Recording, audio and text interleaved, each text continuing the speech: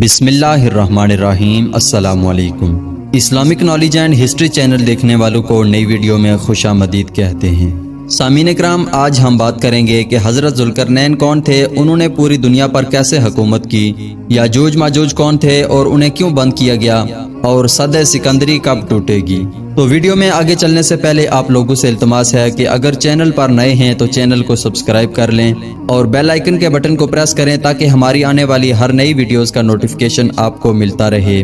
Video کو like کریں اور اپنے دوستوں کے ساتھ ضرور شیئر کریں۔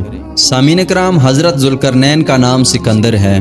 یہ حضرت خضر علیہ السلام کے خالہ زاد بھائی ہیں۔ حضرت خضر علیہ السلام ان کے وزیر اور جنگلوں میں علمبردار رہے ہیں۔ یہ حضرت سام بن نوح علیہ السلام کی اولاد میں سے ہیں اور یہ ایک بڑھیا کے اکلوتے فرزند ہیں۔ حضرت ابراہیم علیہ السلام کے دست حق پرست پر اسلام قبول کر کے مدتوں ان کی صحبت میں رہے اور حضرت ابراہیم علیہ السلام نے ان کو کچھ وصیتیں بھی فرمائی تھیں۔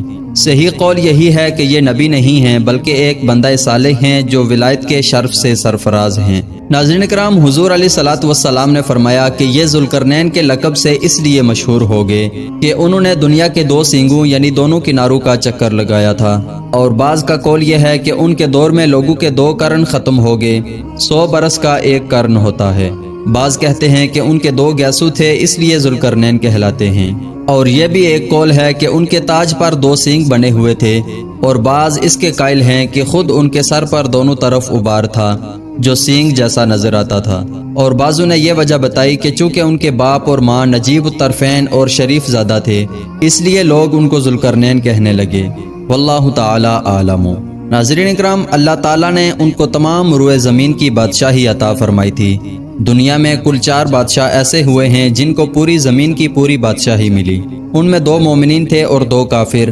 مومن تو حضرت سلیمان علیہ السلام اور ذوالقرنین ہیں، اور کافر ایک بخت نصر اور دوسرا نمرود ہے۔ اور تمام روئے زمین کے ایک 5ویں بادشاہ اس امت میں ہونے والے ہیں جن کا اسم گرامی حضرت امام مہدی رضی اللہ تعالیٰ عنہ ہے۔ سامعین کرام، قرآن مجید میں حضرت ذوالقرنین کے 3 سفروں کا حال بیان ہوا ہے۔ ہم قرآن مجید ہی سے ان تینوں سفروں کا حال بیان کریں گے جن کی رودات بہت ہی عجیب اور عبرت خیز ہے۔ سامعین کرام، اب بات کرتے ہیں پہلے سفر کی۔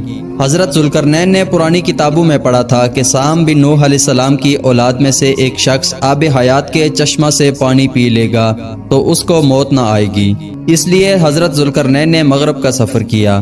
آپ کے ساتھ حضرت خضر علیہ السلام بھی تھے۔ وہ تو آب حیات کے چشمہ پر پہنچ گئے اور اس کا پانی بھی پی لیا، مگر حضرت ذوالقرنین کے مقدر میں نہیں تھا، وہ محروم رہ گئے۔ اس سفر میں آپ جانب مغرب روانہ ہوئے تو جہاں تک آبادی کا نام و نشان ہے وہ سب منزلیں طے کر کے آپ ایک ایسے مقام پر پہنچے کہ انہیں سورج غروب کے وقت ایسا نظر آیا کہ وہ ایک سیاہ چشمہ میں ڈوب رہا ہے، جیسا کہ سمندری سفر کرنے والوں کو آفتاب سمندر کے کالے پانی میں ڈوبتا نظر آتا ہے۔ وہاں ان کو ایک ایسی قوم ملی جو جانوروں کی کھال پہنے ہوئے تھی، ان کے سوا کوئی دوسرا لباس ان کے بدن پر نہیں تھا، اور دریائی مردہ جانوروں کے سوا ان کی غذا کا کوئی دوسرا سامان نہیں تھا۔ یہ قوم ناسک کہلاتی تھی۔ حضرت ذوالقرنین نے دیکھا کہ ان کے لشکر بے شمار ہیں اور یہ لوگ بہت ہی طاقتور اور جنگجو ہیں، تو حضرت ذوالقرنین نے ان لوگوں کے گرد اپنی فوجوں کا گھیرا ڈال کر ان لوگوں کو بے بس کر دیا۔ چنانچہ کچھ تو مشرف با ایمان ہو گئے، کچھ آپ کی فوجوں کے ہاتھوں مقتول ہو گئے۔ اب بات کرتے ہیں دوسرے سفر کی۔ سامعین کرام، پھر آپ نے مشرق کا سفر فرمایا، یہاں تک کہ جب سورج طلوع ہونے کی جگہ پہنچے تو یہ دیکھا کہ وہاں ایک ایسی قوم ہے جن کے پاس کوئی عمارت اور مکانات نہیں ہیں۔ ان لوگوں کا یہ حال تھا کہ سورج طلوع ہونے کے وقت یہ لوگ زمین کی غاروں میں چھپ جاتے تھے اور سورج ڈال جانے کے بعد غاروں سے نکل کر اپنی روزی کی تلاش میں لگ جاتے تھے۔ یہ لوگ قوم منسک کہلاتے تھے۔ حضرت ذوالقرنین نے ان لوگوں کے مقابلہ میں لشکر آرائی کی، اور جو لوگ ایمان لائے ان کے ساتھ بہترین سلوک کیا، اور جو اپنے کفر پر اڑے رہے ان کو تہہ تیغ کر دیا۔ اب بات کرتے ہیں تیسرے سفر کی۔ پھر آپ نے شمال کی جانب سفر فرمایا، یہاں تک کہ سدین میں پہنچے تو وہاں کی آبادی کی عجیب و غریب زبان تھی۔ ان لوگوں کے ساتھ اشاروں سے بمشکل بات چیت کی جا سکتی تھی۔ ان لوگوں نے حضرت ذوالقرنین سے یاجوج ماجوج کے مظالم کی شکایت کی اور آپ کی مدد کے طالب ہوئے۔ سامعین اکرام، یاجوج ماجوج یہ یافت بن نوح علیہ السلام کی اولاد میں سے ایک فسادی گروہ ہے، اور ان لوگوں کی تعداد بہت ہی زیادہ ہے۔ یہ لوگ بلا کے جنگجو، خونخوار اور بالکل ہی وحشی اور جنگلی ہیں، جو بالکل جانوروں کی طرح رہتے ہیں۔ موسم ربی میں یہ لوگ اپنے غاروں سے نکل کر تمام کھیتیاں اور سبزیاں کھا جاتے تھے اور خشک چیزوں کو لاد کر لے جاتے تھے۔